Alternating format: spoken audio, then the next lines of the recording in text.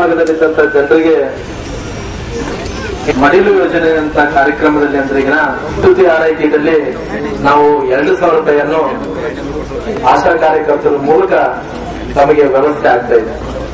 ಇವತ್ತು ಪ್ರಸೂತಿ ಆರೈಕೆ ಅಂದ್ರೆ ಈಗ ಎದಕ್ಕೋಸ್ಕರ 2,000 ರೂಪಾಯಿ ಕೊಡ್ತಾ ಇದ್ದಾರೆ ಅಂದ್ರೆ ಈಗ ಗ್ರಾಮೀಣ ಭಾಗದಲ್ಲಿದ್ದಂತ ಅಕ್ಕ ತಂಗಿಯಂದರು ಯಾರುಗಳ ಮನೆಯಲ್ಲಿ ಹೆರಿಗೆ ಆಗಬಾರದು, ಜೊತೆಯಲ್ಲಿ ಅವ್ರಿಗೆ ಎಲ್ಲಾ ರೀತಿಯಲ್ಲೂ ಕೂಡ ಒಳ್ಳೆ ರೀತಿಯಲ್ಲಿ ಪೌಷ್ಟಿಕ ಆಹಾರ ಸಿಗಬೇಕು ಅನ್ನೋ ಉದ್ದೇಶದಿಂದ ಹೆರಿಗೆ ಆಗಕ್ಕಿಂತ ಮುಂಚೆ 1,000 ರೂಪಾಯಿ, ಹೆರಿಗೆ ಆದ ನಂತರ 1,000 ರೂಪಾಯಿ ಕೊಡ್ತಾ ಇದೆ.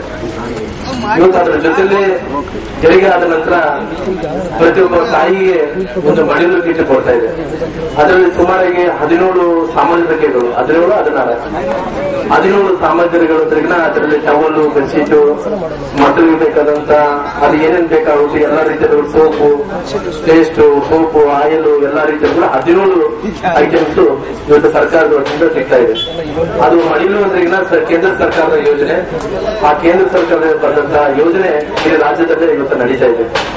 ಪ್ರಾಯಶಃ ಇವತ್ತು ಸರ್ಕಾರದಲ್ಲಿ ಇವತ್ತು ಮುಂಬರುವಂತ ದಿನಗಳಲ್ಲಿ ಈ ಮಡಿಲು ಕಿಟ್ಟಲ್ಲಿ ನಾವು ಹೊಸ ಯೋಜನೆ ತರಬೇಕೆಂದೇಳಿ ಮನೆಯಲ್ಲೇ ನಾನು ಆಯುಕ್ತರಾದಂತ ನಮ್ಮ ನಾಯಕರ ಜೊತೆಲಿ ಸೆಕ್ರೆಟರಿ ಆದಂತ ರಮಣಾರೆಡ್ಡಿ ಅವರ ಹತ್ರ ನಾನು ಚರ್ಚೆ ಮಾಡ್ತಾ ಇದ್ದೆ. ಇವತ್ತು ಸರ್ಕಾರದ ವತಿಯಿಂದ ಮಡಿಲು ಕಿಟ್ ಬರ್ತಾ ಇದೆನೋ ಅದನ್ನ ಒಳ್ಳೆ ರೀತಿಯಲ್ಲಿ ಅಂದ್ರೆ ಒಂದು ಸೂಟಿಗೆ ತರ ಒಂದು ಬದಲಾವಣೆ ಮಾಡಬೇಕು. ಜೊತೆಲಿ ಕ್ವಾಲಿಟಿ ಬೆಡ್ಶೀಟು, ಟವಲ್ಲು, ನಂತರ ಏನೇನು ಕೊಡ್ತೀವೋ ಅದರಲ್ಲಿ 17 ಸಾಮಗ್ರಿಗಳು ಏನೇನು ಕೊಡ್ತೀವೋ ಅದು ಒಂದು ಒಳ್ಳೆ ಅಂದ್ರೆ ಕ್ವಾಲಿಟಿ ಮೆಟೀರಿಯಲ್ ಕೊಡಬೇಕಂತೇಳಿ ಮನೆ ಚರ್ಚೆ ಮಾಡಿದ್ದೀನಿ. ಬೇರೆ ಮೆದ್ರಾಸ್ನಿಂದ ಬೇರೆ ಬೇರೆ ಕಡೆಯಿಂದ ಬಂದು ಮನೆಯಲ್ಲಿ ಕೊಟೇಶನ್ ಸಮರ್ಪಿಸಿದ್ದಾರೆ. ಆದಷ್ಟು ಬೇಗನೆ ಈ ಕ್ವಾಲಿಟಿ ಒಳ್ಳೆ ಕ್ವಾಲಿಟಿಯಾಗಿ ನಾನು ಪರಿವರ್ತನೆ ಮಾಡೋದಕ್ಕೆ ಪ್ರಥಮ ಬಾರಿಗೆ ಈ ನಿರ್ಣಯವನ್ನು ನಾನು ತಗೊಳ್ತಾ ಇದ್ದೀನಿ.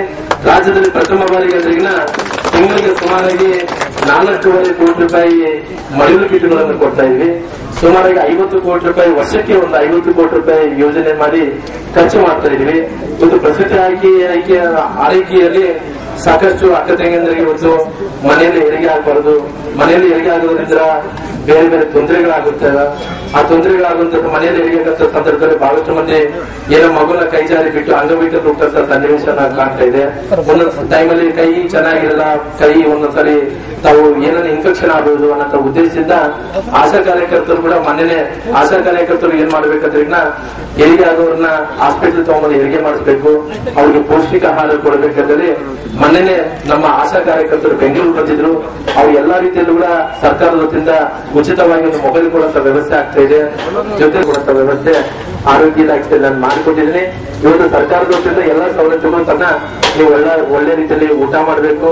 ಜೊತೆಗೆ ಸರ್ಕಾರ ವತಿಯಿಂದ 2,000 ಏನು ಮಗುಗೆ ತಮಗೆ ಏನು ತೊಂದರೆ ಆಗಬಾರ್ದು ಅನ್ನೋ ಉದ್ದೇಶದಿಂದ ಸರ್ಕಾರದಿಂದ ಕಳೆದ ಹಿಂದಿನ ವರ್ಷ ತಗೊಂಡ್ರಿಗನ ಈ ವರ್ಷ ಹೆಣ್ಮಕ್ಳು ಸಂಖ್ಯೆ ಬಹಳಷ್ಟು ಹತ್ಯೆ ಆಗೋದು ಅಂದ್ರೆ ಅಭಾಷಣ ಮಾಡ್ಕೊಳ್ಳೋದು ಬಹಳಷ್ಟು ಕಡಿಮೆ ಆಗ್ತದೆ. ಯಾಕಂದ್ರೆ ಸನ್ಮಾನ್ಯ ಮುಖ್ಯಮಂತ್ರಿಗಳು ಒಬ್ಬ ಹೆಣ್ಮಕ್ಳು ಹುಟ್ಟಿದ್ರಿಗಿನ 1 ಲಕ್ಷ ರೂಪಾಯಿ ಕೊಡುವಂತ ಕೆಲಸ ಸನ್ಮಾನ್ಯ ಮುಖ್ಯಮಂತ್ರಿಗಳು ಮಾಡಿರೋಕ್ಕೋಸ್ಕರ ಹೆಣ್ಮಕ್ಳ ಜನಸಂಖ್ಯೆ ಬಹಳಷ್ಟು ರಾಜ್ಯದಲ್ಲಿ ಜಾಸ್ತಿ ಆಗ್ತದೆ. ಅದಕ್ಕೋಸ್ಕರ ಮೀಸಲಾತಿ ಜಾರಿಗೆ ತರ್ತಾ ಇದ್ದಾರೆ. ಇವತ್ತು 33% ಬಂದ್ರಿಗಿನ ನಾವು ವೇದಿಕೆ ಮೇಲೆ ಇದ್ದಂತ ಯಾರು ಕೂಡ MLA ಅರ್ಹತೆ ಇಲ್ಲ, ಯಾರು ಮುಂದಿನ ಸಾರಿ ಹೆಣ್ಮಕ್ಳಿಗೆ ಈಗ ನಮ್ಮ ಗ್ರಾಮಾಂತರ ಕ್ಷೇತ್ರ ಕೂಡ ಹೆಣ್ಮಕ್ಳಿಗೆ ರಿಸರ್ವೇಶನ್ ಆಗ್ತಾ ಇದೆ. ನಾವು ಹೆಣ್ಮಕ್ಳಿಗೆ ಆದ್ಯತೆಯನ್ನು ಕೊಡ್ತೀವಿ. ಸರ್ಕಾರದಿಂದ ಎಲ್ಲಾ ಸವಲತ್ತುಗಳು ಕೊಡ್ತಾ ಇದೆ. ಇವತ್ತು ಹೆಣ್ಮಕ್ಳಾಗಿರ್ಬೋದು ಗಂಡ್ಮಕ್ಳಾಗಿರ್ಬೋದು, ಹೆಣ್ಮಕ್ಳಾದ್ರೆ ಅಭಾಷಣ ಮಾಡಿಸೋಲ್ಲ ಹಾಕ್ಸ್ಕೊಡ್ತೀನಿ, ನರ್ಸ್ಗಳು ಹಾಕೊಡ್ತೀನಿ ಅನ್ನೋ ಮಾತನ್ನು ಕೂಡ ವ್ಯಕ್ತಪಡಿಸುತ್ತಾ ತಮ್ಮ ಆರೋಗ್ಯನೇ ಮಹಾಭಾಗ್ಯ, ಆರೋಗ್ಯ ಕೆಟ್ಟೋದ್ರೆ ತಾವೇನು ಮಾಡಕ್ಕೆ ಸಾಧ್ಯವಾಗಲ್ಲ. ತಾವೆಲ್ಲರೂ ಕೂಡ ಒಳ್ಳೆ ಆರೋಗ್ಯವನ್ನು ಬಳಸ್ಕೋಬೇಕು. ಒಳ್ಳೆ ವ್ಯವಸ್ಥೆ ಸರ್ಕಾರದಿಂದ ಆಗ್ತಾ ಇದೆ. ತಾವೆಲ್ಲರೂ ಕೂಡ ಈ ಊರು ಬದಲಾವಣೆ ಆಗ್ತದೆ, ಈ ಊರು ಕೂಡ ಒಳ್ಳೆ ಚಲೋ ಒಂದು ವಾತಾವರಣದಲ್ಲಿ ಅಭಿವೃದ್ಧಿ ಆಗ್ತಾ ಇದೆ. ತಾವು ಕೂಡ ಒಂದು ಬದಲಾವಣೆ ಆಗಬೇಕು. ಇಂತಹ ಸರ್ಕಾರದಿಂದ ಬರುವಂತ ಎಲ್ಲಾ ಯೋಜನೆಗಳು ಇವತ್ತು ತಗೋಬೇಕು. ತಮ್ಮ ಈ ಬಡವರಿಗೆ ಯಾರ್ಯಾರು ಮಕ್ಕಳು ಹೆಣ್ಮಕ್ಳು ಆಗ್ತಾರೋ ಅದು 2-3 ಮಕ್ಕಳಾದ್ರೆ ಕೊಡಲ್ಲ. ಈ ಒಬ್ಬರು ಇಬ್ಬರು ಹೆಣ್ಮಕ್ಳಾಗಂತವ್ರು ಎಲ್ಲರಿಗೂ ಕೂಡ ಭಾಗ್ಯಲಕ್ಷ್ಮಿ ಯೋಜನೆಯಲ್ಲಿ 1 ಲಕ್ಷ ರೂಪಾಯಿ ಕೊಡುವಂತ ಕೆಲಸ ಸರ್ಕಾರದಿಂದ ಆಗ್ತಾ ಇದೆ. ತಾವೆಲ್ಲರೂ ಕೂಡ ಮಕ್ಕಳನ್ನು ಪಡೆದ ನಂತರ ಹೆಣ್ಮಕ್ಳು ಪಡೆದ ನಂತರ ನೀವು ಯಾರನ್ನು ಬಡವರಿದ್ರಿಗಿನ ಅವ್ರ ಹೆಸರನ್ನು ಬಳಸ್ರಿ, ಸರ್ಕಾರ ವತಿಯಿಂದ 1 ಲಕ್ಷ ರೂಪಾಯಿ ಕೂಡ ಕೊಡ್ತೀವಿ ಅನ್ನೋ ಮಾತನ್ನು ನಾನು ವ್ಯಕ್ತಪಡಿಸುತ್ತಾ ಎಲ್ಲರಿಗೂ ಕೂಡ ಪೀಪಲ್ ಕಾರ್ಡ್ ಎಲ್ಲರಿಗೂ ಕೂಡ 1 ತಿಂಗಳ ಒಳಗಡೆ ಟಾರ್ಗೆಟ್